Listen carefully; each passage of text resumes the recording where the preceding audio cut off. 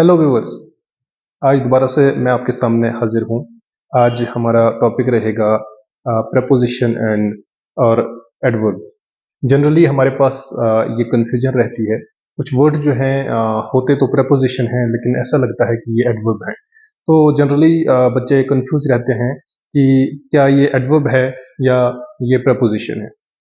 इससे पहले हम ये शुरू करें, आपको मैं एक बार दोबारा से बता दूं कि प्रपोजिशन क्या होता है। प्रपोजिशन एक ऐसा वर्ड होता है सेंटेंस में जो नाउन की पोजीशन बताता है। और एडवर्ब जो है ऐसा लफ्ज है जो वर्ब को क्वालिफाई करता है। जो वर्ब ये दिखाता है कि एक्शन कैसे हो रहा है। आपको बता दूं, टाइम की बात करें तो टाइम को बताने के लिए जो है प्रपोजिशन का इस्तेमाल भी होता है और टाइम को बताने के लिए एडवर्ब का भी इस्तेमाल होता है।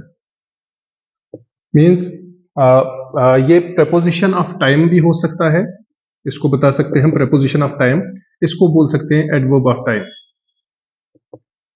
तो जब भी सिमिलर केसेस होते हैं, जब भी कुछ वर्ड्स ऐसे हो सकते हैं जो प्रपोजिशन, जिसमें ये कंफ्यूजन रहेगी कि क्या ये प्रपोजिशन है या ये एडवर्ब है, तो इन चीजों को जो है, इन जगहों पे जो है हमें डीप जाके देखने की जरूरत है। इस तरह से प्लेस की बात करें, प्लेस को भी जो है, प्लेस के लिए जो है प्रपोजिशन भी इस्तेमाल होता है, एडवर्ब भी। तो कैसे हमें पता चलेगा कि एडवर्ब कौन सा है और प्रपोजिशन कौन सा है? जब एक सेंटेंस हम लिखते हैं, यहाँ पे कुछ सेंटेंसेस मैंने लिखे हुए हैं। The students are sitting in the room, sorry, the students are sitting in the room, it is pronounced as the. इन जो है लफ्ज यहाँ पे है, इन लफ्ज है यहाँ पे, ये प्रपोजिशन का काम कर रहा है।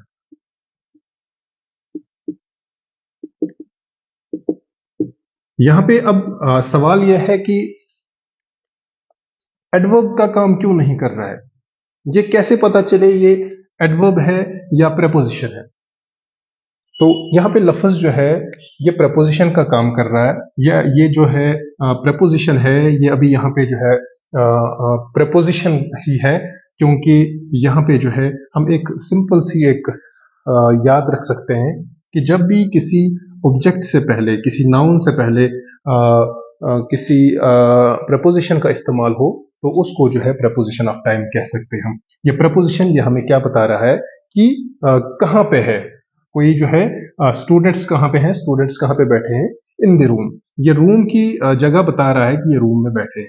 और जब भी नाउन से पहले कभी भी प्रपोजिशन का इस्तेमाल होता है तो उसे जो है प्रपोजिशन ही बोला जाता है। रूम से पहले मीन्स ऑब्जेक्ट से पहले किसी वर्ड का इस्तेमाल हो उसे प्रपोजिशन कहते हैं, ना कि एडवर्ब कहते हैं। He came in and took some rest. He came in and took some rest. यहाँ पे in है। देखने वाली चीज है कि इन के बाद अगर ये वाला फार्मूला जो मैंने आपको बोला कि अगर इसको देखें तो इसके सामने जो है ऑब्जेक्ट नहीं है, इसका मतलब ऑब्जेक्ट यहाँ पे नहीं है। यहाँ पे एक कंफ्यूजन और हो सकती है, ऊपर वाले सेंटेंस में दोबारा जाऊंगा। एक कंफ्यूजन और हो सकती है कि यहाँ पे तो इन के बाद द था, तो द को कंसिडर क्यों नहीं किया, जबकि द जो है ये आर्टिकल है और आर्टिकल भी नॉन से पहले हमेशा इस्तेमाल किया जाता है।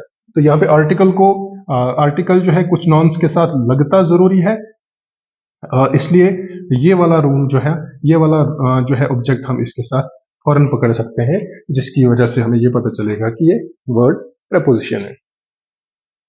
तो यहाँ पे जो है एडवर्ब, यहाँ पे जो है एडवर्ब ये बताता है। अब यहाँ पे सवाल उठता है एडवर्ब क्यों?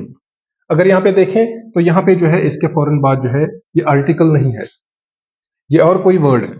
तो यहाँ पे जो है he came in and took some rest, तो वो अंदर आया। तो यहाँ पे है कैम जो है ये वर्ब है, ये वर्ब की जो है वर्ब को क्वालिफाई इन करता है कि वो अगर आया तो कहाँ आया, वो किस जगह आया। तो इसलिए यहाँ पे जो है एडवर्ब का काम कर रहा है।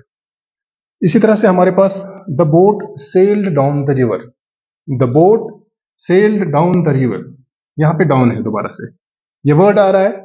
अब आप भी कोशिश करें देखने की क्या ये एडवर्ब है या प्रेपोजिशन है। इसको अगर देखें दोबारा से सेम इसी तरह से जो है अगर हम इसको देखें तो यहाँ पे आर्टिकल लगा हुआ है। आर्टिकल जो है कुछ नाउन्स के साथ लगता ही लगता है। इसका मतलब ये है कि इसमें जो है यहाँ पे ये ऑब्जेक्ट का काम कर रहा है। तो जब ये ऑब्जेक्ट का काम कर रहा है, ये ऑब्जेक्ट से पहले यूज हो रहा है, इसका मतलब ये प्रेपोजिशन का काम कर रहा है। तो ये यहाँ पे भी जो है प्रेपोजिशन का काम ही कर रहा है। ये पोजीशन बता रहा है किसी ऑब्जेक्ट की। He sat down and talked to me.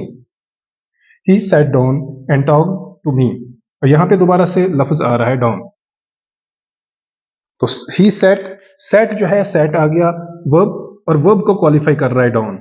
जब वर्ब को क्वालिफाई, जो वर्ब को क्वालिफाई करता है वो डायरेक्टली सीधे उसको जो है एडवर्ब कहा जाता है। यहाँ पे कोई दूसरी बात ही नहीं। दूसरी बात ये भी है, ये भी हम आइडिया लगा सकते हैं क्योंकि इसके बाद एंड है, और एंड जो है ऑब्जेक्ट नहीं है, एंड हमारे पास नाउन नहीं है, तो इसलिए ये उस हिसाब से भी जो है प्रेपोजिशन का काम नहीं कर रहा है, बल्कि ये एडवर्ब ही है। द प्लान टुक ऑफ, एक और वर्ड आ रहा है, the plan took off. Of है लफ्ज, तो ऑफ लफ्ज जो है, एक चीज तो यह है इसके बाद ऑब्जेक्ट भी नहीं है, उस हिसाब से भी हम इसको प्रेपोजिशन नहीं बोल सकते। दूसरा यह है कि प्लान का जो है यहाँ पे वर्ब है टुक के बाद जो है जो लफ्ज इस्तेमाल होने वाला है टुक ऑफ, जो है वर्ब को जो क्वालिफाई कर रहा है, ये ऑफ कर रहा है, इसका मतलब ये भी जो है एडवर्ब है। इसी तरह से हमारे पास है ही स्विच्ड ऑफ द फैन। अब देखो यहाँ पे भी ऑफ है, यहाँ पे भी ऑफ है, यहाँ पे भी ऑफ है, लेकिन यहाँ पे ये ऑफ जो है ये एज एन एडवर्ब एक्ट कर रहा है, लेकिन यहाँ पे जो है देखा जाए ये ऑफ है, ये एज अ प्रेपोजिशन। क्यों यहाँ पे एज अ प्रेपोजिशन क्यों काम कर रहा है?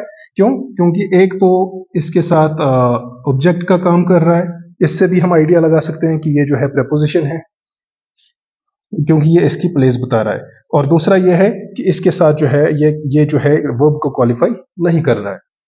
तो इसलिए ये कुछ चीज़ें हैं जिनको टेक्निकली देखने की ज़रूरत है, और जहाँ से क्लियर हो रहा है कि कौन सा लफ्ज़ जो है प्रपोजिशन हो सकता है और कौन सा लफ्ज़ एडवर्ब हो सकता है।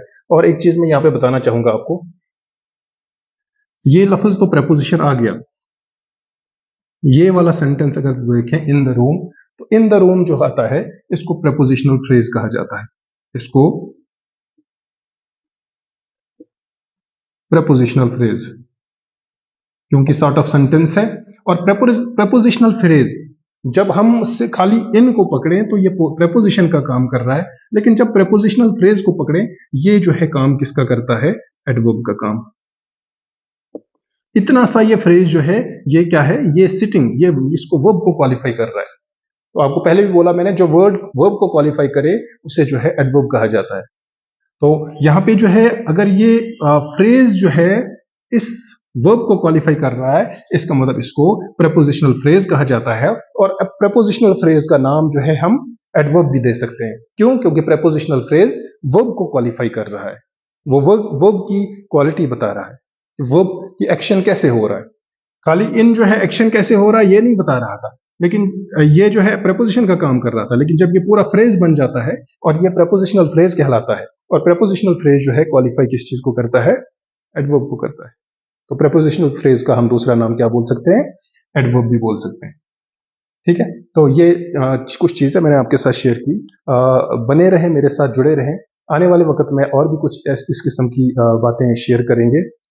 अगर आपने अभी तक मेरा यूट्यूब चैनल सब्सक्राइब नहीं किया है, सब्सक्राइब करें, शेयर करें, लाइक करें और कमेंट्स भी करें इन केस कोई क्वेरी है और या कोई भी किस्म का कन्फ्यूजन है। Have a nice time ahead.